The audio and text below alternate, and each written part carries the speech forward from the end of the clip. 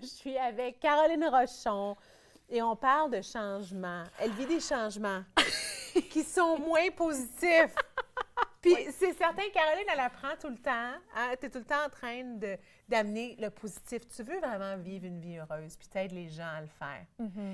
Mais là, tu passes un temps plus difficile. Peux-tu nous en parler? Oh oui, c'est foulé. Oui. On est tout oreilles. Ben c'est ça.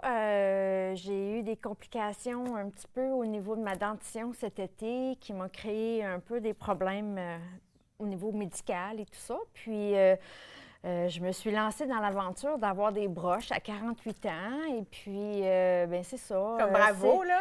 Écoute, c'est pas évident. Oui, parce que c'est, tu sais, je gagne ma vie à parler. Puis là, littéralement, les premières fois qu'ils m'ont mis, ça paraît pas beaucoup, là. Si les gens regardent de roche, là, c'est un peu reluisant, là.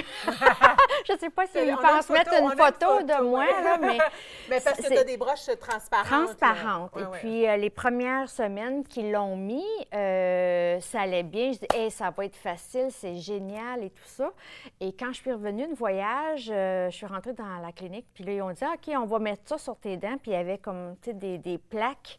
Je sais là, c'est pas à ce que je m'attendais pas à ça, là. Alors, ils ont mis vraiment un peu, tu sais, comme les broches de métal, mais Oui. c'est en ciment blanc.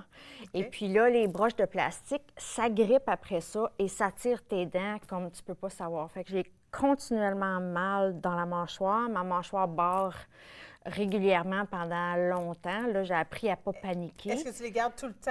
Ou est-ce Oui, il tu faut vas que je les porte ça enlever 22 heures sur 24 heures. Tu les enlèves quand?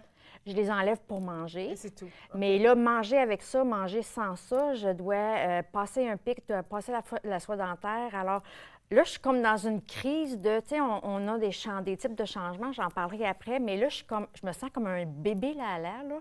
Je veux faire une crise de bacon, je veux comme rentrer chez le bureau du orthodontique, beaucoup, puis je là. veux juste comme enlever-moi ça, là. C'était pas pantoute à quoi je m'attendais.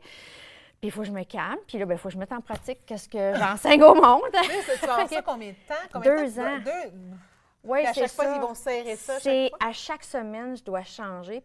Fait que là, c'est comme quand je mets la nouvelle gouttière qu'on appelle, ça serre énormément parce que là, ça tire les dents dans une nouvelle position. Puis là, après 3-4 jours, là, c'est comme si ça commence à être moins pire. Mais là, je sais bien trop que dans 3 jours, dans 2-3 jours, il faut que je rechange. Puis là, Hey, ça recommence. J'ai comme mal à la tête pour toi. Bien, là. j'ai tout le temps. Fait que quelqu'un qui essaie de penser, créer, parler à ses clients, faire une conférence devant des centaines de personnes, comme mon élocution est changée, le S, je peux pas le dire comme il faut.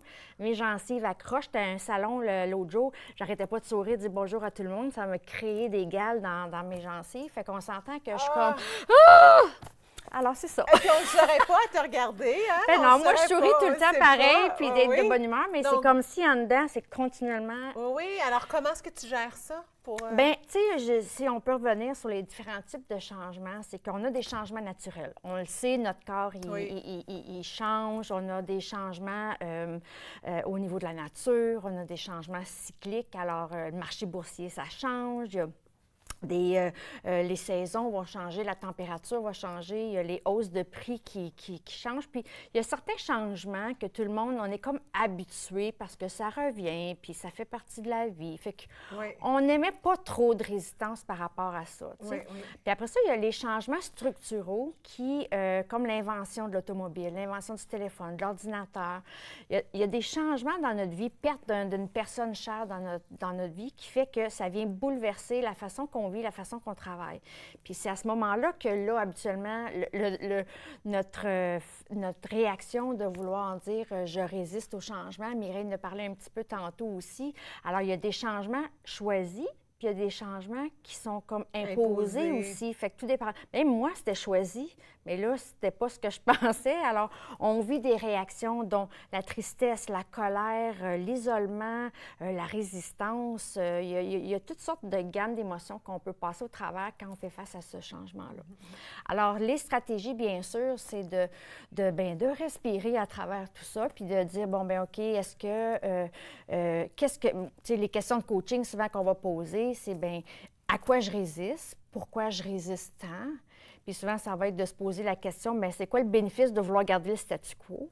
Puis je ne sais pas si on peut montrer une des citations qui me passionne, je l'adore, c'est « On ajoute à notre souffrance quand la vie change, mais qu'on se comporte encore comme si elle n'avait pas changé. » Ça, c'était dans un livre que j'ai... Puis souvent, c'est ce qui arrive. La vie change, mais nous, on résiste. Alors là, on est malheureux.